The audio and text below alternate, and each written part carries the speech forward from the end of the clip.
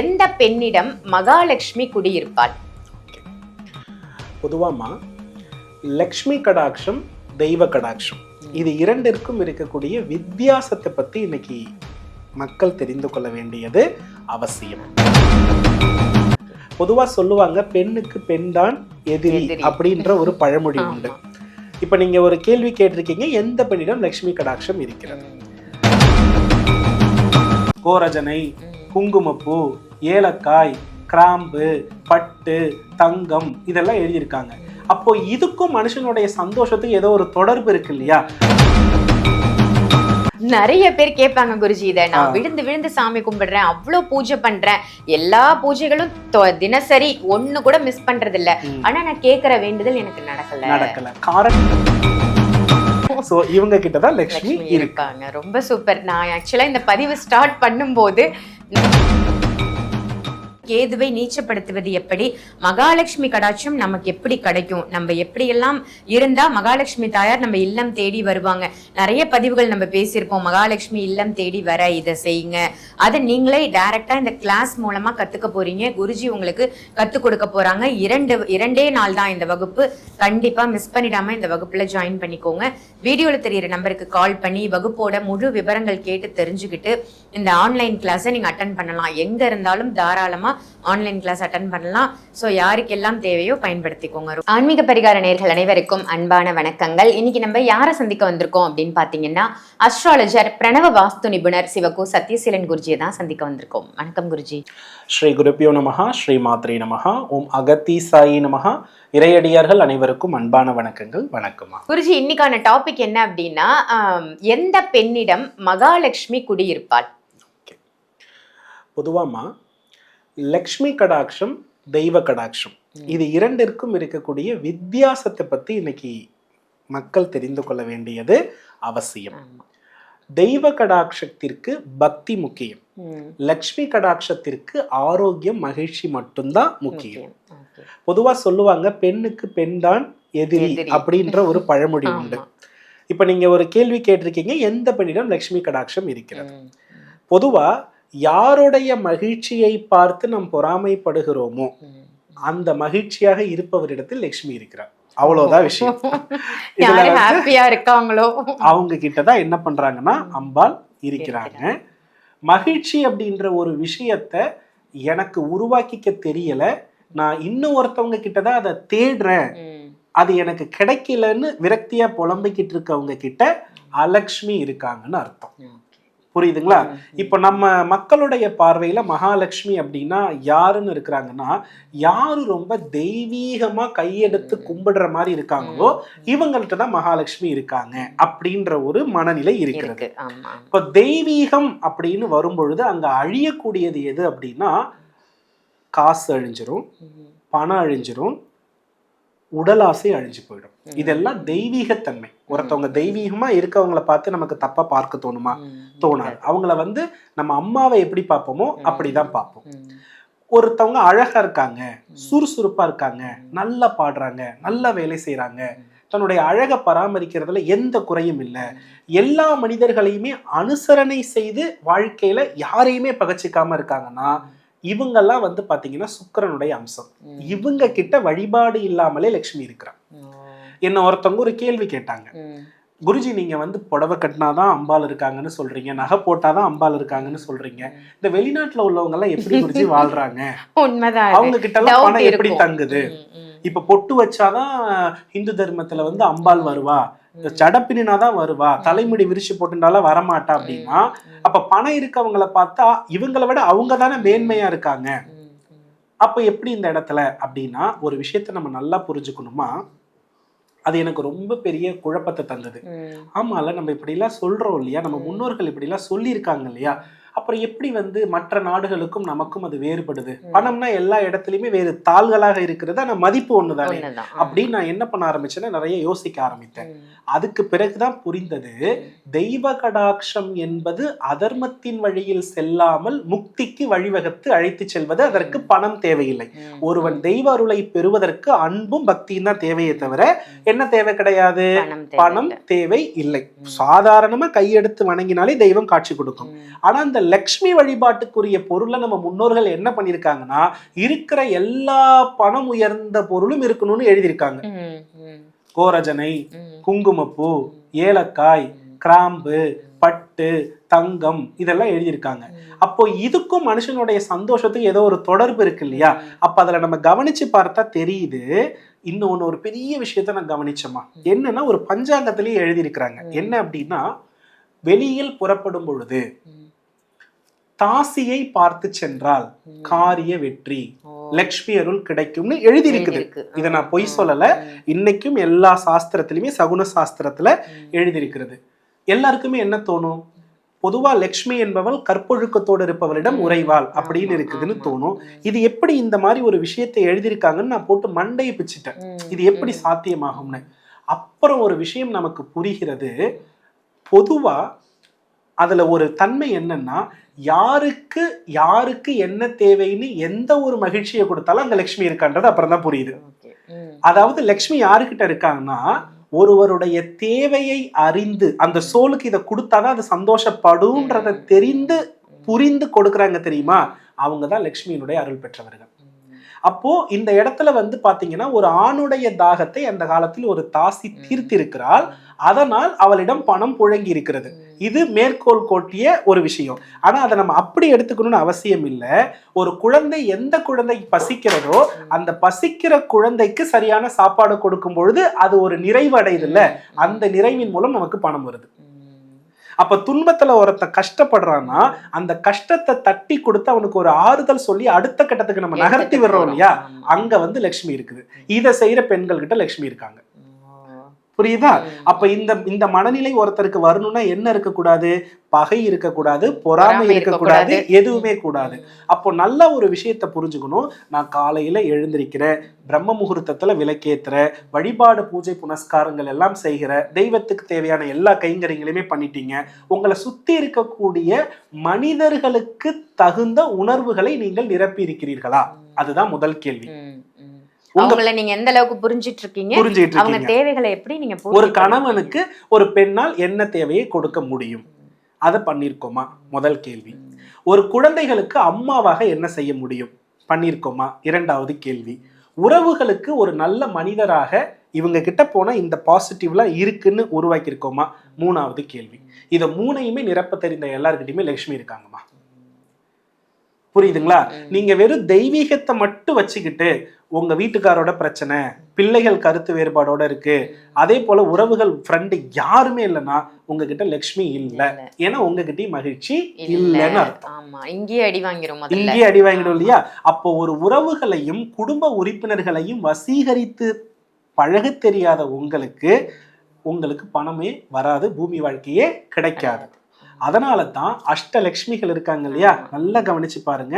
பூமியில் செல்லுபடியாக கூடிய வித்யாலட்சுமி, கல்வி பூமியில தான் செல்லுபடியாகும்.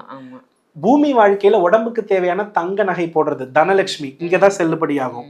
புத்திரத்தை தொடுக்கக்கூடிய சந்தான லட்சுமி, பூமியில உடம்பு இருந்தாதான் புத்திரம் பெற்றுக்க முடியும், அது சந்தான லட்சுமி.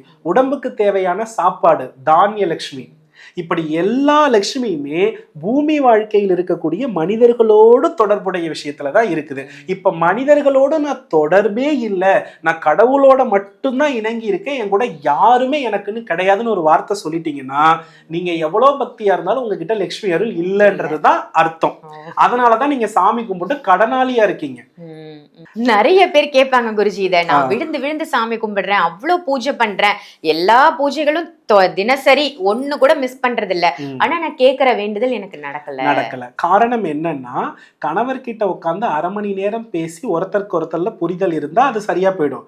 இவங்க என்னன்னா அது விஷயம் கிடையாது, தெய்வத்துக்கிட்ட போய் ஒரு விளக்கேற்றி 1008 சகஸ்ரநாமம் படிச்சா சரியாகணும்னு நினைக்கிறாங்க. முல்லை முள்ளால தானே எடுக்கணும், பிரச்சனைகளை பேசி தீர்த்தால் தானே முடிவு வரும்.